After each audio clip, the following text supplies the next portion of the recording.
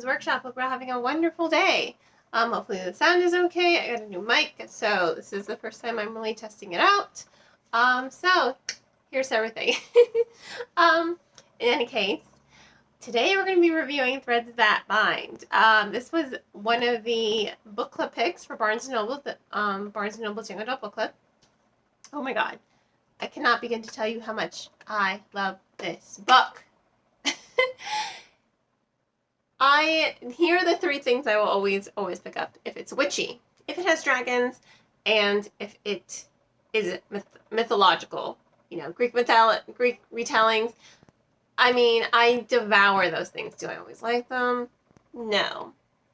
But those always become like, oh, instant read, need to read it. This is exactly one of those.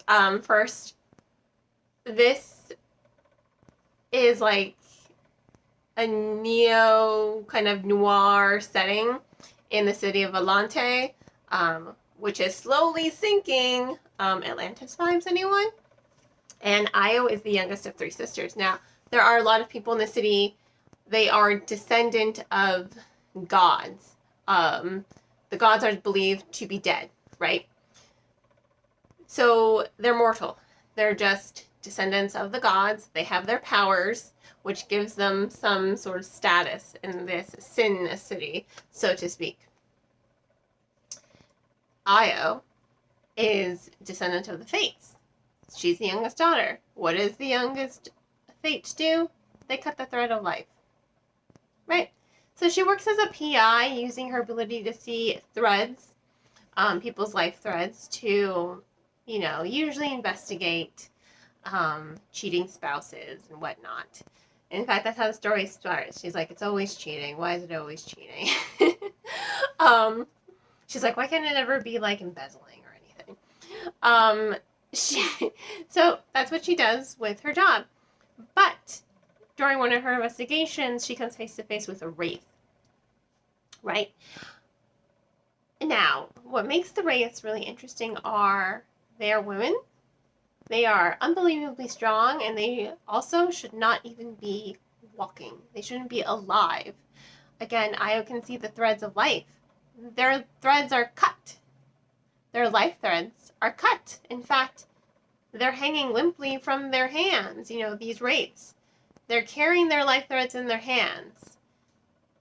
They should be dead. They should not be walking around with inhuman strength, killing people. So this is something Io begins to investigate. Now, through this investigation, she's reunited with her very toxic and estranged oldest sister. Do not like her at all. And once you read the book, you will not like her either. And then she's also connected to her fate thread, Ade. I love Ade. Ade and Io are so sweet, and they are so cute together, and I love everything about them because their whole romance subverts the soulmate trope. Let me just say, the soulmate trope is not one of my favorite tropes. Insta-love and soulmate trope. I don't like those two tropes. I really don't. They annoy the crap out of me. However, they can be done really well. There are instances, I'm sure if you are, if you've tuned in before, you've seen me review some books where insta-love is actually done pretty decently. Now, the author completely subverts the whole soulmate trope. In fact, Io constantly thinks about cutting the fate thread. She's just like, I should cut it. She's like, well, because you don't know if it's real. We don't know if it's real. It's constantly like in her head. Like, how can I? So she has, for her entire life, stayed far away from Ade. She has stayed away from him because she doesn't want to influence him in any way, shape, or form. But their paths have crossed. It is fate. They are fated, literally.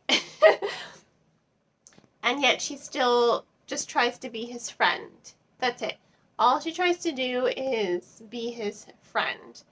And she doesn't want, like, the romance. Because even in her own head, she's like, I don't know if this is real. I don't know if it's just a fate thread. I don't know if it's real. So that's kind of how the author really subverts the trope. And it makes it really sweet when the two characters really start connecting with one another on, like, a friendship basis. And you're seeing that romance. And attraction and chemistry bubbled up between them, and I absolutely loved it. I loved it. And a day is just he's like a big buff dude. He's like a bouncer, but he does not like violence. It's a last resort for him. He's a sweetheart. You just want to protect him with every fiber of your being when you're reading this book, and I certainly did. And so do the girls in my book club. Or not my book club, the Barnes & Noble Young Adult Book Club who met, because I'm just the host. It was just so amazing to see their romance really flourish throughout the pages, and to see the mystery unfold. I mean, everything is connected. Like, the muses, Io, the past, I mean, the Furies, everything is connected.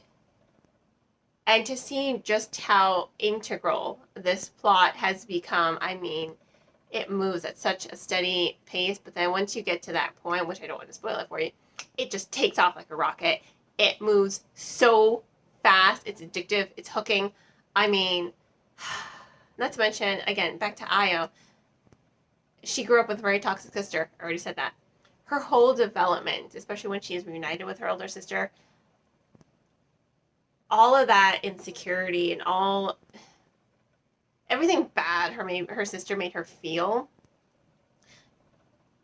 you see why Io is the way she is, but then she forms her backbone and really stands up to her sister. And her sister's an awful person. I hate her sister. I reiterate that. So to see her entire character development, to go from being like really thinking she's a terrible person, it's just like, you are allowed to cut someone out of your life if they are bad for you. Like, that's okay. It's okay to put yourself first. So to just see her whole development and to see her like let go of the guilt is just wonderful, masterful. So Hearts That Cut is the second book. Just the cover alone, Io looks so like, don't mess with me. Like, it's so good. I'm excited. Can you tell I'm excited? I'm excited. Anyway, the second book comes out next year. I highly recommend this book, especially because it totally reinvents Greek mythology retellings, like 100%, especially in this neo-noir mysteries, Sin City setting. It's amazing. So 4 out of 5 stars, 100%, 4.5 out of 5 stars.